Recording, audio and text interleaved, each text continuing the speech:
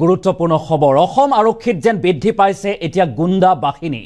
খাকি পোছাক পৰিধান কৰি এতিয়া গুণ্ডাগিৰি বা তাণ্ডৱ চলোৱা দেখিবলৈ পোৱা গৈছে একাংশ আৰক্ষী বিষয়াই যেহেতু নতুনকৈ হাজাৰ হাজাৰ আৰক্ষী জোৱান বা বিষয়াক ভৰ্তি কৰোৱা হৈছিল আৰু তাৰ পাছতে এই নতুনকৈ যিসকলক মকৰল কৰা হৈছে তাতে গুণ্ডা বাহিনী একাংশ গুণ্ডা বাহিনী নিৰ্বাচিত কৰিলে নেকি চৰকাৰ বা গৃহ বিভাগে এই প্ৰশ্ন এই কাৰণে উত্থাপন হৈছে কিয়নো খাকি পোছাক পৰিধান কৰি একাংশ আৰক্ষী বিষয়াই ক্ষমতাত বলিয়ান হৈ মনত যি আহে যিয়ে মন কৰে তাকেই কৰিবলৈ উদ্যত হোৱা পৰিলক্ষিত হৈছে আৰু ৰাজ্যৰ বিভিন্ন প্ৰান্তৰ পৰা এনেদৰে এতিয়া একাংশ আৰক্ষী বিষয়াৰ গুণ্ডাৰাজ বা গুণ্ডাগিৰিৰ খবৰ আহিছে আৰু নতুনকৈ নিযুক্তি হোৱা এই সকল একাংশ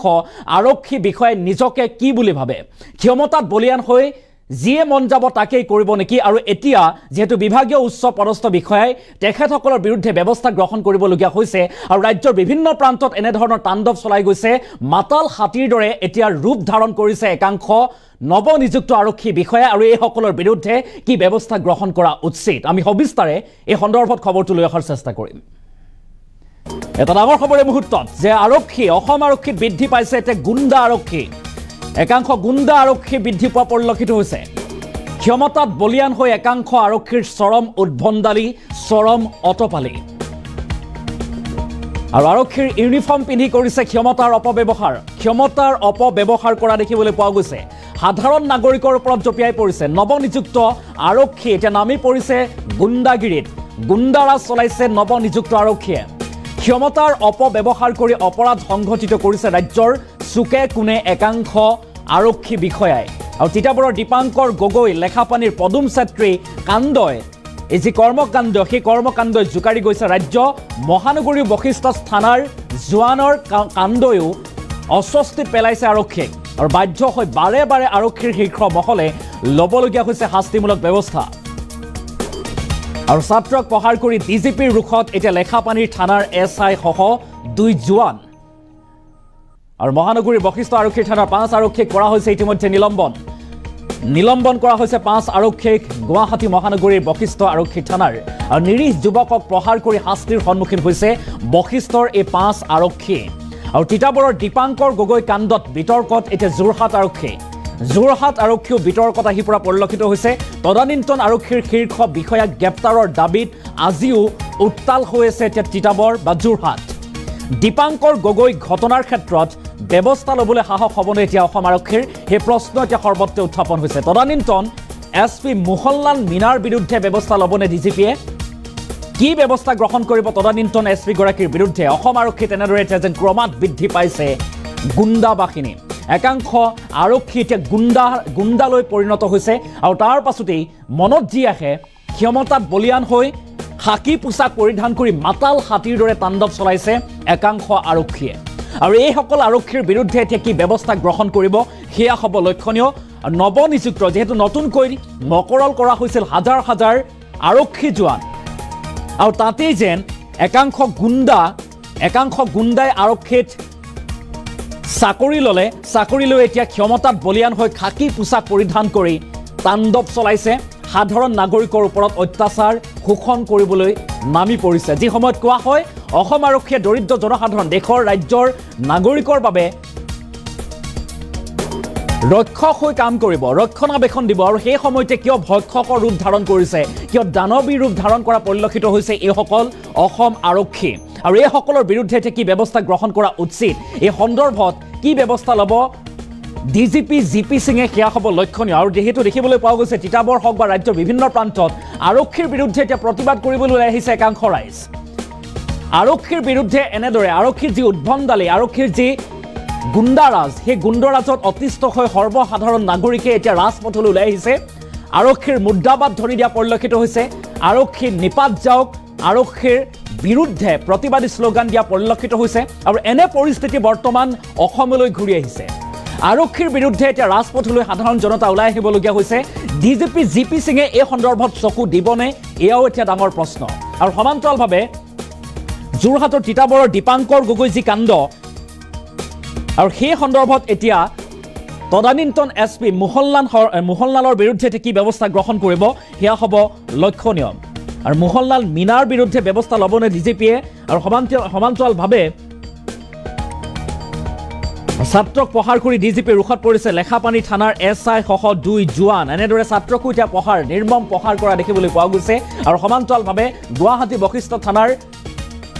বহুকেইগৰাকী আৰক্ষী বিষয়াই মদ্যপান কৰি সুৰাৰ দাগিত মাতাল হৈ বাতৰুৱাক ধৰি প্ৰহাৰ কৰিছে ভৰি ভাঙি দিয়াৰ খবৰো পোহৰলৈ আহিছে আৰু এই যি সমগ্ৰ ঘটনা ৰাজ্যৰ চুকে কোণে এতিয়া তাণ্ডৱ বৃদ্ধি পাইছে অসম আৰক্ষীৰ একাংশ আৰক্ষীয়ে গুণ্ডাৰ ৰূপ ধাৰণ কৰিছে আৰু এই সকলৰ বিৰুদ্ধে কি ব্যৱস্থা গ্ৰহণ কৰিব আৰু সমান্তৰালভাৱে ৰাজ্যৰ বিভিন্ন প্ৰান্তত প্ৰতিক্ৰিয়াৰ সৃষ্টি হৈছে প্ৰতিবাদমুখৰ পৰিৱেশৰ সৃষ্টি হৈছে অসম আৰক্ষীৰ বিৰুদ্ধে আৰু সমান্তৰালভাৱে আমি সেই দৃশ্যাংশ দেখাইছোঁ লগতে কিছু মন্তব্য আছে আমি মন্তব্য আগবঢ়াৰো চেষ্টা কৰিম আৰক্ষীৰ বিৰুদ্ধে কি কৈছে সেই মন্তব্য আগবঢ়াইছোঁ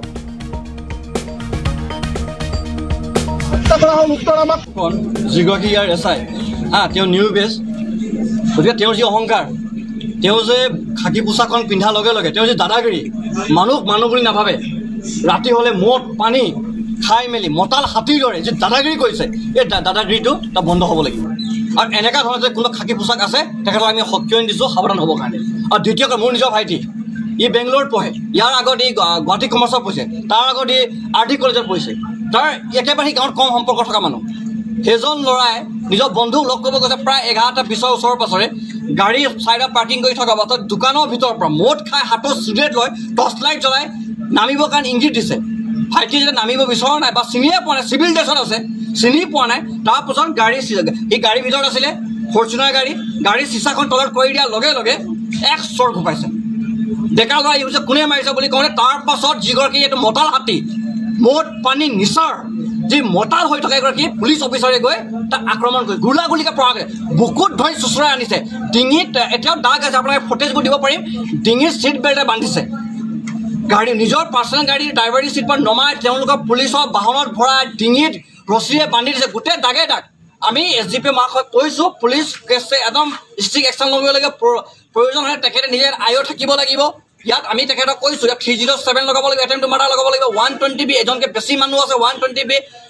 কনস্পিৰেচি এণ্ড প্লেনিং ফৰ মাৰ্ডাৰ তাৰ আমি 326 গ্ৰিভিয়াছ হাৰৰ আদিনৰ এগৰাকী ব্যক্তিক অতি শীঘ্ৰে আটক কৰিব লাগিব আমি দাবী উত্থাপন কৰিছোঁ আৰু ইতিমধ্যে আমাৰ এগৰাকী বন্ধু ছ'চিয়েল এক্টিভিষ্ট বিজয় শৰ্মাই GP সিং ডাঙৰীয়াক ইতিমধ্যে তেখেতে নিবেদন কৰিছে আৰু GP সিং ডাঙৰীয়াই এতিয়া নিৰ্দেশ প্ৰদান কৰিছে ছাছপেনশ্যন কৰিব লাগে বুলি গতিকে GP সিং মাৰ্কক আমি ধন্যবাদ দিছোঁ লেখাপানী পুলিচ প্ৰশাসনক আমি সদায় আছোঁ আমি ভাতৃত্ববোধ বিচাৰিছোঁ কিন্তু প্ৰাঞ্জল ফুকনৰ এনেকুৱা মতাল দাদাগিৰি এই অহংকাৰী এই কথাবোৰ ইয়াত নচলিব পুলিচত আমাৰ কি সুসম্পৰ্ক আমি জানো এইখন থানাৰ পৰাই যেতিয়া পুলিচ অফিচাৰ বিদায় লৈছে আমাৰ বুকুত ধৰি কান্দি যোৱা ইতিহাসবোৰ আছে এইখন পুলিচ থানাত যেতিয়া বিপদবোৰ নামি আহিছে আমাৰ মানুহবোৰে নিজৰ গাড়ী ধন দিয়াত চেয়াৰ চকীবোৰ দিয়া ইতিহাস আছে কিন্তু আজি এই পুলিচ অফিচাৰে কালি পৰহি আহি যি দাদাগিৰি দেখাইছে আমাৰ ভাইটিবোৰে যি দাদাগিৰি বন্দুক দেখাইছে গুলিয়াই দিম বুলি কৈছে আমি এই কথা সুধিছোঁ GP সিং ডাঙৰীয়াক পুলিচৰ বন্দুকটো কালফিটক চলাবৰ কাৰণে হয় নে নিৰীহ এগৰাকী যুৱক এগৰাকী ছাত্ৰক গুলিয়াই দিম বুলি ক'বলৈ হয় এই প্ৰশ্নৰ উত্তৰবোৰ আমাক লাগিব আৰু প্ৰাঞ্জল ফুকন নহয় তাৰ লগত থকা আমি নাম হতে লৈছোঁ কোনোবা দেৱজিৎ নামৰ এগৰাকী কমাণ্ডো হয় নে কি হয় আমি নাজানো সেইগৰাকী ব্যক্তি আৰু তাৰ যিগৰাকী ড্ৰাইভাৰ আছে ড্ৰাইভাৰক কৈছোঁ নিজৰ আই মাতৃ শপত খাই সঁচা কথা ক'বলৈ আমি অনুৰোধ জনাইছোঁ তেওঁৰ লগত আৰু এজন কমাণ্ডো আছে নিজৰ আই মাতৃ শপত খাই সঁচা কথা কওক পুলিচৰ যদি সংবিধান শপত খাইছে সঁচা কথাবোৰ কওক আমি এই কথা অনুৰোধ জনাইছোঁ গতিকে এইগৰাকী তেওঁৰ লগত থকা পাৰ্চনেলবোৰক ছাছপেনশ্যন কৰিব লাগিব কেৱল মাত্ৰ প্ৰাঞ্জল ফুকনৰ ব্যৱস্থা গ্ৰহণ কৰি নহ'ব আৰু আমি ইয়াত বিভিন্ন অভিযোগবোৰ পাইছোঁ এই গোটেই অভিযোগ আমি তন্নকে SGP মেডামক দিছোঁ আমাৰ দীৰ্ঘ বিশ্বাস তেখেতে একশ্যন ল'ব যদি একশ্যন নলয় কিন্তু দপকে দুই জ্বলিব আৰু এইখন যুদ্ধ কোনো অসম পুলিচৰ বিৰুদ্ধে নহয় এই যুদ্ধ কেৱল প্ৰাঞ্জল ফুকনৰ বিৰুদ্ধে আৰু তেওঁ গুণ্ডা বাহিনীৰ বিৰুদ্ধে এই কথা আমি আজি স্পষ্ট কৰি দিব বিচাৰিছোঁ অনুৰোধ জনাইছোঁ আপোনালোকে যি ভূমিকা পালন কৰিছে আমি লাল চালাম দিছোঁ আৰু আপোনালোকে এই কেছত এনেধৰণে আপোনালোকে উত্থাপন কৰা অসমৰ মজিয়াত যাতে অনাগত দিনত কোনো খাকী পোছাকে মতাল হৈ বন্দুক লৈ মানুহৰ মূৰত বন্দুক দেখাই বন্দুকৰ পৰা গালত গুৰিয়াই চিট বেল্টে বান্ধি দাদাগিৰি নকৰে এই কথাবোৰ আমি ক'বলৈ অনুৰোধ জনাইছোঁ আৰু মেডিয়াৰ সহায় আৰু সহযোগ বিচাৰিছোঁ আমি ইমান দিনে যি দাবী কৰি আহিছিলোঁ যে তিতাবৰ বিৰিণা হায়েকৰ নিৰীহ যুৱক দীপাংকৰ গগৈক আৰক্ষীয়ে সন্দেহবশতঃ হত্যা কৰিলে যিহেতু 15 ডিচেম্বৰত যোৰহাটৰ মাজমজিয়াত বম ব্লাষ্ট হৈছিলে আৰু 25 ডিচেম্বৰ পৰ্যন্ত এগৰাকী অপৰাধীক তেওঁলোকে বিচাৰি উলিয়াব নোৱাৰিলে তেওঁলোকৰ ওপৰত যেতিয়া ওপৰৱালাৰ প্ৰেছাৰ আহিলে তেতিয়া SPয়ে নিজৰ মুখলজ্জা ব্যৰ্থতা ঢাকিবৰ কাৰণে দীপাংকৰ গগৈক মাৰি মাৰি মাৰি মাৰি কৈছিলে যে তই বম দিছো বুলি ক, নহ'লে তোৰ মূৰত বন্দুক থৈ কৈছিলে গুলিয়াই হত্যা কৰিম। আৰু দীপাংকৰে যেতিয়া হৈ নাকাঢ়িলে তাৰপিছত মৰিয়াই তেওঁক হত্যা কৰিলে, তেওঁক মৃত্যু মুখলৈ ঠেলি দিলে। গতিকে এই কথা আমি বাৰম্বাৰ কৈ আহিছিলোঁ, পুলিচক আমি নাম মেনশ্যন কৰি এজাহাৰ দিছিলোঁ। সেই সময়ৰ SP Mohanlal Meena, SDPO Kakoli Patgiri, OC Lakshman Kumar Das, তিনিওজন মানুহৰ নাম মেনশ্যন কৰি এজাহাৰ দিছিলোঁ। কিন্তু তেতিয়া তেওঁলোকে প্ৰেছ মিট পাতি কৈছিলে যে দীপাংকৰৰ বিৰুদ্ধে আমাৰ প্ৰমাণ আছে। কিন্তু সেই প্ৰমাণ এতিয়া ক'ত গ'ল এই প্ৰমাণ? আমাক গৃহ বিভাগৰ পৰা উত্তৰ লাগে, মোহনলাল মীনাৰ পৰা উত্তৰ লাগে, কাকলি পাটগিৰিৰ পৰা উত্তৰ লাগে, লক্ষ্মণ দাসৰ পৰা উত্তৰ লাগে। আপোনালোকে যে ডিঙিৰ শিৰ ফুলাই ফুলাই কৈছিলে দীপাংকৰ গগৈ আলফা, ক'ত গ'ল এই প্ৰমাণ? কিয় NI আজি নিৰ্দোষী বুলি ক'ব লগা হ'ল? এই কথা বতৰাবিলাকৰ উত্তৰ লাগে আৰু এই হত্যাকাৰী তিনিওজন বিষয়ক গ্ৰেপ্তাৰ লাগে, জেল লাগে, তেওঁলোকৰ পৰিয়ালে কাম দিব লাগিব আৰু দীপাংকৰ পৰিয়ালে সংস্থাপন পাব লাগিব। এইটোৱে স্পষ্ট কথা। হয়, ন্যায়ে NI তদন্ত কৰি যোৱাকালি চাৰ্জশ্বিট দাখিল কৰিলে। চাৰ্জশ্বিটত কিন্তু আমাৰ দীপাংকৰ গগৈ নাম নাই। সেই সময়ত কিন্তু SP মোহনলাল মীনাই বাৰে বাৰে কৈছিলে যে